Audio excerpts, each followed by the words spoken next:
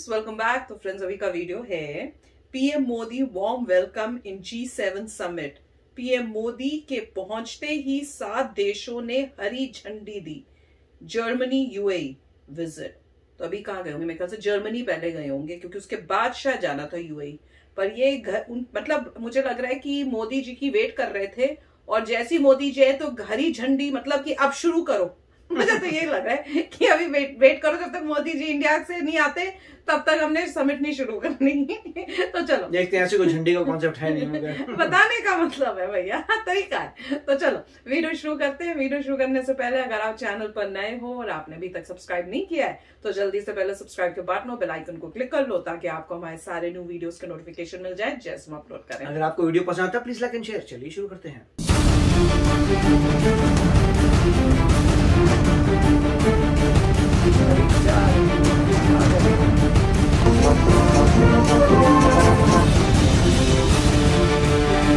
नमस्कार, सलाम, प्रणाम और सुबह के इंडी प्लस न्यूज देख रहे सभी दर्शकों को प्यार भरी सत श्री अकाल। तो दोस्तों, भारत के प्रधानमंत्री 3 दिवसीय दौरे के लिए 2 देशों की यात्रा पर रवाना हो गए हैं। कल देर रात भारत के प्रधानमंत्री रेंज रोवर में बैठे और फिर एयरपोर्ट के लिए रवाना हुए और वहां से प्लेन पकड़कर वो जर्मनी की यात्रा के लिए निकल पड़े हैं। दोस्तों, आप कहोगे कि जर्मनी के अंदर भारत के प्रधानमंत्री क्यों जा रहे हैं? हम आपको बताते हैं। दोस्तों, भारत के प्रधानमंत्री जर्मनी की यात्रा पर G7 के समिट के अंदर हिस्सा लेने के लिए जा रहे हैं। अब आप कि G7 के समिट के अंदर क्या भारत भी शामिल है? जी नहीं दोस्तों, भारत को इनविटेशन दिया गया है और भारत यहां पर पहुंचा है। आप कहोगे कि क्या भारत को अकेले को यहां पर इनविटेशन मिला है? जी नहीं दोस्तों, भारत के अलावा यहां पर 5 एक भारत को मिला लिया जाए तो यहां पर 5 देश हैं जिन्हें इनविटेशन मिला है।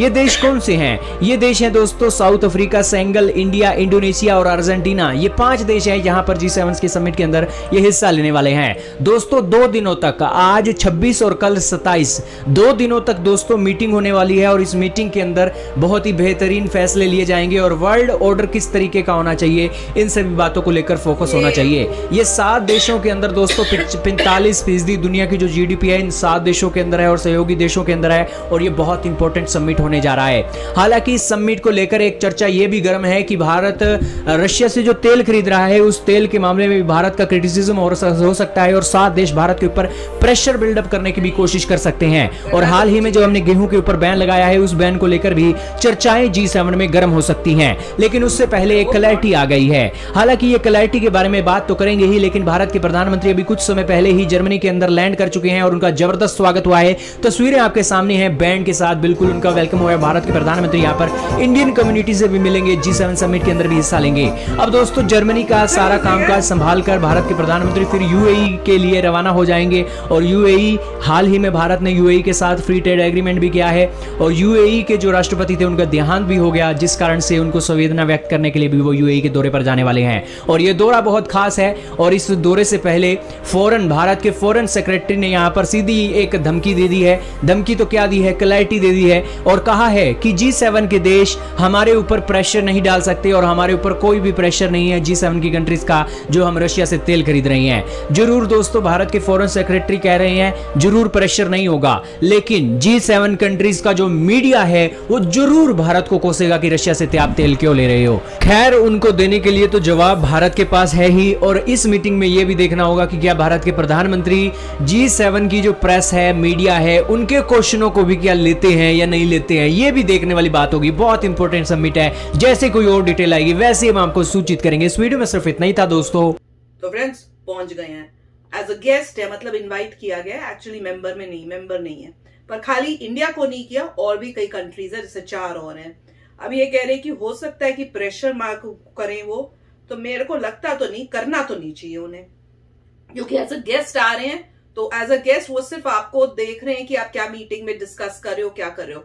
अब जो कोई गेस्ट आता है उसके ऊपर आप चढ़ जाओ, ये किस तरीके की मतलब इन्विटेशन हुआ? मैं तो वो सोच के हैरान हो रही हूँ। तो आई डोंट थिंक सो, और अगर करेंगे भी तो मोदी जी उनको बता देंगे भैया। तुम तो सोच क्या रहे हो? पर उन्होंने कह भी दिया है, जैसे बोल रहे हैं कि फॉरेन जो सेक्रेटरी है उन्होंने तो पहले से स्टेटमेंट दे दिया है कि ऐसी कोई बात होनी नहीं चाहिए। तो इनडायरेक्ट हिंट भी दे दिया कि अगर कोई सोच रहा हो मीडिया वहां का तो कोशिश करेगा ही, तो अगर सोच भी रहे हैं तो इंडिया इज ऑलरेडी रेडी, आपका रिस्पॉन्स हम लोग दे देंगे भैया, तुम सोच क्या रहे हो।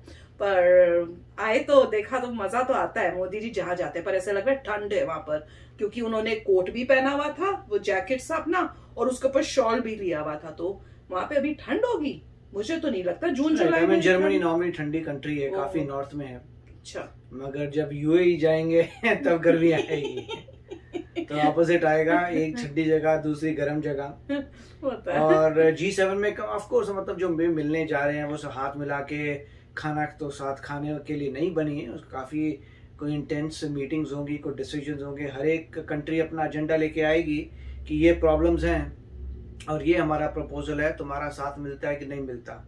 इंडिया को भी मोस्ट लाइकली बोला जाएगा कि ऑयल के बारे में हजार बातें होती हैं, मगर इसमें कोई टेंशन की बात नहीं है, क्योंकि ये मीटिंग्स होती इसीलिए हैं, और हर चीज के पास, सबके पास सोल्यूशन ऑलरेडी है। मतलब वो यही बोलेंगे मोदी जी ऑयल तुम दे दो भाई, अल्टीमेटली जो पहले जो रिस्पॉन्स है सेम रिस्पॉन्स रिपीट करना होता है कि हमें ऑयल की रिक्वायरमेंट है, हमारे लोग जाते हैं सस्ता ऑयल खरीदते हैं, तुम दे सकते हो, तुम सस्ता ऑयल दे दो। अब पॉइंट तो ये, तुम्हें भी तो ऑयल चाहिए, तुम भी तो भागते फिर रहे हो ऑयल के लिए, तो सबको चाहिए। अल्टीमेटली मोदी जी ने ये भी कहा था कि अगर तुम ऑयल से इंडिपेंडेंट चाहते हो, ठीक है, इलेक्ट्रिक कार्स आनी चाहिए, उसके लिए तुम इन्वेस्टमेंट कर लो। और उसके बाद एग्जाम्पल यही है कि जैसे टेस्ला से फाइट हो गई कि नहीं, वो बोल रहे हैं कि हम पहले जो है यहाँ बेचना चाहते हैं, उसके बाद खोलेंगे, गवर्नमेंट कह रहे नहीं पहले तुम खोलो। और उसके बाद जो अभी टेस्ला की न्यूज भी आई थी कि हो सकता है बैंकरप्ट भी हो जाए। मतलब नहीं, वो मिस्टर इलॉन मस्क ऐसे ही बोलते रहते हैं, तो उनका एक ही एंगल भी था कि जिस तरह से बैटरी की शॉर्टेज हो रही है, ये हो रही है, वो हो रही है, क्या पता बैंकरप्ट हो जाए, क्या पता सारे ऑटोमेकर्स बैंकरप्ट हो जाए, तो वो जो भी है कॉन्सेप्ट। मगर वापिस इसमें आए तो स्ट्रेटेजिक बातें होंगी, इंडिया भी रेस करेगा कुछ पॉइंट्स दूसरों के साथ, मगर इंडिया को इनवाइट किया, that is a very good thing. दूसरी कंट्रीज मुझे पता नहीं है क्यों इनवाइट हुई हैं, जैसे अर्जेंटीना और बोल रहे हैं, इंडोनेशिया बोल रहे हैं, साउथ अफ्रीका, मुझे पता नहीं उनका क्या इतना इम्पोर्टेंस है G7 में, क्योंकि ऐसा तो नहीं है कि उनकी इकोनॉमी ठीक है, इंडोनेशिया की है, अर्जेंटीना की, पता नहीं, मेरे ख्याल से उन्होंने कोई स्ट्रेटेजिक बात होगी, कुछ क्रिटिकल पॉइंट होगा, तभी उनको इनवाइट किया गया है। और यूरोपियन यूनियन अपने आप को अलग एंटिटी मानता है और अपनी GDP इकट्ठा दिखाता है, तो वो भी ग्रेट है। मगर वेरी नाइस टू सी कि G7 में, क्योंकि रिमेम्बर पहले जो है यही क्वेश्चन मार्क लग रहा था कि क्या इंडिया को बुलाएंगे नहीं बुलाएंगे, कि इंडिया रशिया से ऑयल ले रहा है और रशिया का बिल्कुल साथ दे रहा है, तो उसकी वजह से जो है इंडिया को नहीं बुलाया जाएगा। हाँ, कितनी न्यूज आई थी कि बड़े लोगों ने मना कर दिया, और इतना वो न्यूज आई थी कि ये क्या हो रहा है, और हम भी देख के बड़े हैरान हो रहे थे कि ऐसे कैसे। फिर जर्मनी से एक स्टेटमेंट आई कि ऐसा कुछ नहीं है, उसके बाद फिर नेक्स्ट स्टेटमेंट आई कि इंडिया को इनवाइट कर रहे हैं। काफी जो यूट्यूब में व्लॉग, मतलब जो भी बना रहे हैं वीडियोज, कईयों ने बोला था कि इंडिया को नहीं बुला जाएगा, नहीं बुला रहे। अब कौन ऐसा इंसान है जो देख के वापस उनके ब्लॉगों में जो है बोले कि तुम गलत हो बॉस। बहुत लोगों ने ऐसे बोल दिया था, नहीं नहीं नहीं बुलाएंगे, नहीं बुलाएंगे। ये कि लाइफ में ऐसे कमेंट्स नहीं देने चाहिए थे। हमने भी उस वक्त कहा था कि कुछ भी हो सकता है, डेफिनेटली बुलाएंगे, तो बुलाया है। Very nice video. ये सब आगे देखते हैं अब क्या डिस्कशंस होती है, क्या क्या न्यूज मिलती है। और मोदी जी पहले यहाँ कितनी देर रहेंगे ये तो बताया नहीं इन्होंने, कितने दिन रहेंगे। एक दिन बोल रहे थे, एक दिन यहाँ, एक दिन यहाँ, बस बड़ा शॉर्ट ट्रिप है यार। मोदी जी में एनर्जी बहुत है कि एक दिन गए, दूसरे दिन उधर गए और फिर वापस फटाफट काम करते हैं। तो चलो फ्रेंड्स, चलते हैं, मिलेंगे नेक्स्ट वीडियो में बहुत ही जल्द। Till then take care and bye bye. तो अगर आप मेरे इस चैनल पे नए हो तो जल्दी से सब्सक्राइब के बटन को हिट करो और बेल आइकन को क्लिक करो, ताकि आपको मेरा जब नया वीडियो मैं लगाऊं आपको उसके बारे में जल्दी से पता चल जाए।